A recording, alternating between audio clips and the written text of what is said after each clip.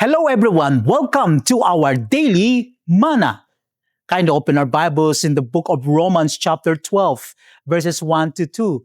As God's word says, "Therefore I urge you, brethren, by the mercies of God, to present your bodies a living and holy sacrifice, acceptable to God, which is your spiritual service of worship.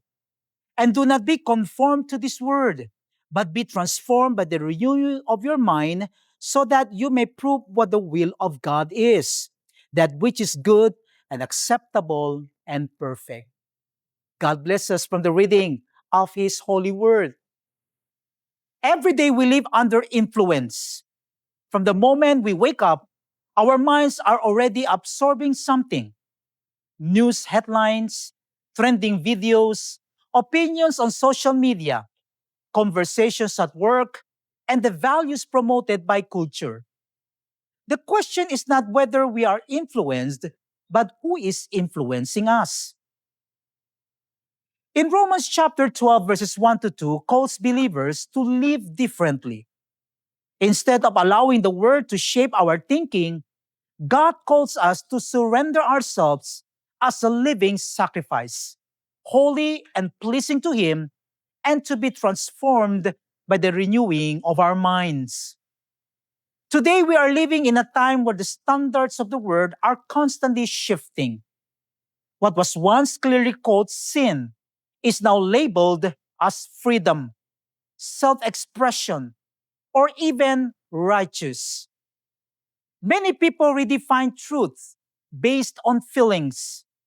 Society often celebrates pride, immorality, greed, dishonesty, and rebellion as normal and acceptable.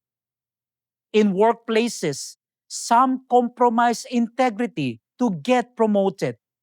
In schools, students cheat to pass exams.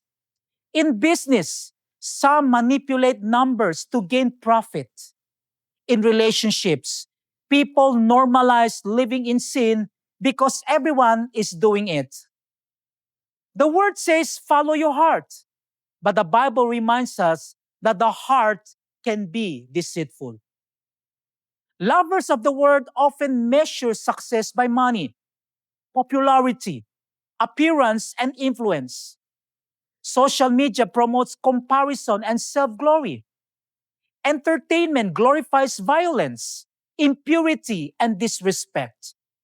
Slowly, without realizing it, believers can start to copy the patterns of the world, speaking like the word, thinking like the word, reacting like the word. That is why Paul commands, do not conform, do not copy, do not apply the standards of a broken culture to your life. Do not compromise truth just to be accepted. Do not turn toward evil when God has called you to holiness.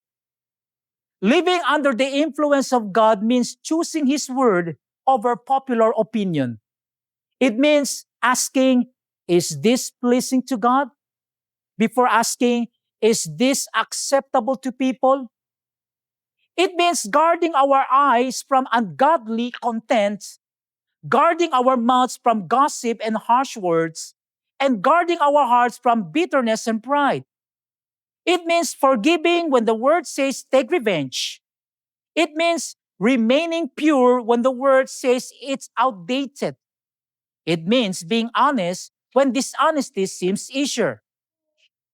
Transformation begins in the mind when we consistently read scripture, pray, worship, and surround ourselves with godly counsel.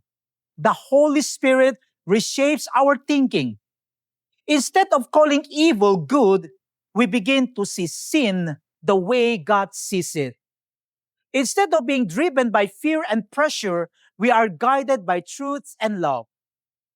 Holiness is not about perfection. It is about daily surrender. It is about offering ourselves to God and saying, "Lord, shape my desires, my thoughts, my decisions." When believers truly live under God's influence, others will notice. We become different. not arrogant, but distinct, not judgmental, but faithful. Our peace will stand out in anxious times. Our integrity will stand out in corrupt environments. Our purity will stand out in a permissive culture. And our love will stand out in a divided world. The word may pressure you to adjust your convictions. But remember, God's approval is greater than the word's applause. Let us not copy. Let us not compromise. Let us not conform. Instead, let us follow God's ways, holy, acceptable, and pleasing in His sight. Let's pray. Heavenly Father, we humbly ourselves before you in this generation where wrong is called right and sin is made acceptable. Guard our hearts and minds. Protect us from slowly adapting to the standards of this world. Renew our thinking through your word and give us spiritual discernment to recognize what is evil even when it is popular and what is righteous even when it is rejected. Help us not to copy, not to conform, not to compromise, and not to turn toward ungodly ways. Teach us to live holy lives, set apart, acceptable, and pleasing in your sight. Strengthen us to stand firm in our workplaces, schools, families, and communities. May our words, actions, and decisions reflect Christ. Let your influence be greater than the influence of culture, media, and peer pressure. We surrender our thoughts, desires, and ambitions to you. Transforms us from the inside out. In Jesus' name, we pray. Amen and amen. Here's your takeaway. You cannot control the standards of the world, but you can control who shapes your life. Every day, you must choose.